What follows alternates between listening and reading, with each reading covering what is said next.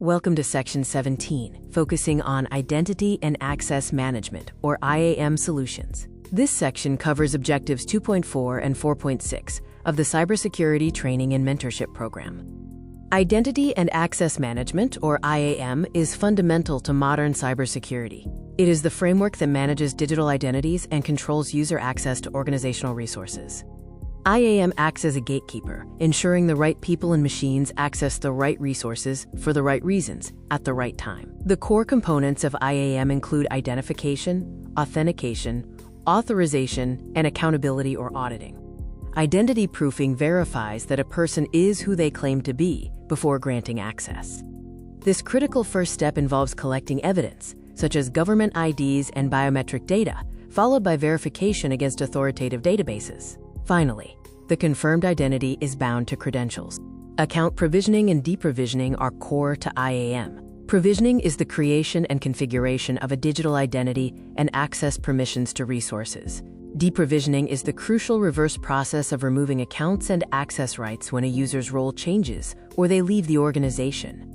Account provisioning is the onboarding process, giving a new user the necessary permission to complete tasks, usually following the principle of least privilege. Steps include account creation, access granting based on job function, and credential issuance. Account deprovisioning is the offboarding process, revoking a user's access to prevent security risks from former employees retaining access. Steps include account disablement, access revocation, data preservation, and eventual account deletion. Interoperability is the ability of different systems to communicate, exchange data, and use information seamlessly without manual intervention. Its purpose is to enable integration, ensure smooth data exchange, and support scalability across environments. Types include technical, data, and process interoperability. Attestation is the process of verifying that a system or device is in a secure and trusted state. It cryptographically proves that components have not been tampered with and are configured correctly, ensuring integrity and demonstrating regulatory compliance. Account federation allows a user to use a single set of credentials to access resources across multiple organizations. The identity provider handles authentication, relying on the service provider to confirm identity. This simplifies the user experience with single sign-on and reduces password management risks. Account federation works through a trust relationship. The process involves the user requesting access, the service provider redirecting the user to the identity provider for authentication, and the IDP issuing an assertion token, granting access to the requested service. Common federation protocols include SAML for Enterprise SSO, OAuth 2.0 for Delegated Access, and OpenID Connect or OIDC, which is an identity layer on top of OAuth 2.0. Benefits include centralized authentication, fewer password resets, and easier cloud integration. Single sign-on, or SSO, is an authentication method allowing users to log in once for access to multiple systems. A central identity provider authenticates the user and shares that information with service providers. This improves convenience, reduces password fatigue, and enhances security. The SSO process involves an initial authentication, where the user is redirected to the identity provider to log in once. Upon successful login, the IDP generates an authentication token. This token allows for seamless access to different applications without requiring re-entry of credentials. SSO benefits include improved security through centralized authentication and MFA, efficiency from fewer logins, and reduced IT workload due to fewer help desk calls for password resets. SSO utilizes federation protocols for seamless operations. Single sign-on is limited to a single organization or domain for internal applications, like Microsoft 365 apps. Federation allows one login across multiple organizations or domains, supporting business-to-business use cases, such as Azure AD connecting with Salesforce.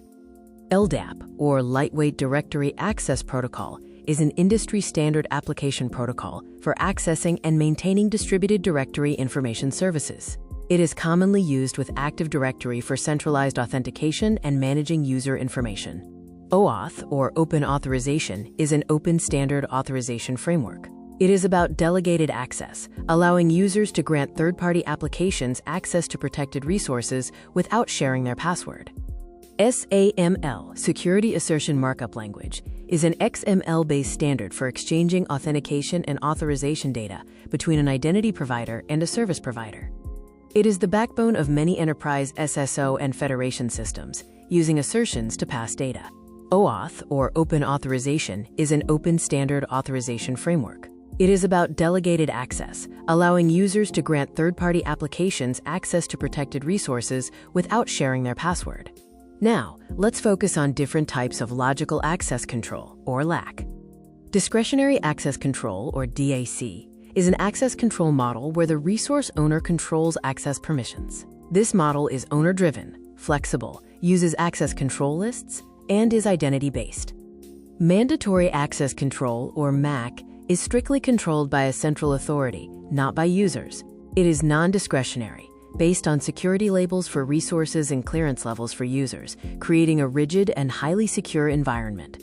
Rule-based access control, or RUBAC, grants or denies access based on predefined rules using if-then logic, independent of roles or ownership.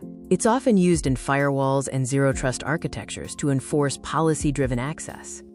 Attribute-based access control, or ABAC, is an advanced access model that bases decisions on attributes like users, resources, actions, and the environment. This approach is policy-driven and ideal for zero-trust and cloud-native environments. Role-based access control, or RBAC, is an access model where permissions are assigned to roles and users are assigned to those roles. The goal is to simplify access management and reduce administrative overhead compared to user-by-user permissions. Now, let's discuss the different authentication factors. Authentication is the process of verifying a user's identity before granting them access. It answers the fundamental question, are you who you say you are? Biometrics uses unique, physiological or behavioral characteristics to verify identity. Common modalities include fingerprint, facial recognition, and iris scans. In cybersecurity, this involves enrollment, feature extraction, matching, and a final access decision. Authentication factors are the different categories of information used to verify a person's identity. Using multiple factors is essential for strong security. The first factor is something you know, a knowledge-based secret like passwords or PINs. This is the most common but is susceptible to phishing and brute force attacks. Mitigation includes strong password policies and rate limiting. The second factor is something you have, a possession-based factor like smart cards or mobile authenticator apps. The system verifies identity by confirming the user possesses this item. Risks include loss, theft, or cloning. The third factor is something you are, a biometric factor using unique physical or behavioral traits. Examples include fingerprints and facial recognition. While difficult to forge, risks involve privacy and spoofing. The fourth and emerging factor is somewhere you are. This location-based factor verifies identity using geographical or network location data. It's used for conditional access policies but can be bypassed with VPNs or spoofed locations. Next, we will review the use of hardware and software tokens for authentication. Soft authentication tokens are software-based tools that generate a one-time password or cryptographic key. They are convenient and cost-effective, but are more susceptible to malware and device compromise. Hard authentication tokens are physical, tamper-resistant devices. They are more secure because they are isolated from general-purpose applications, but they are more expensive and can be lost or damaged. The key takeaway is that soft tokens offer convenience, while hard tokens provide higher security. The choice between them depends on the organization's priorities and security requirements.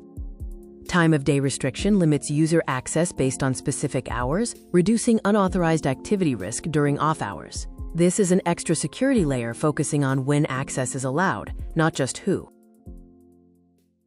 For more of such content, please like, subscribe, comment, and share the video.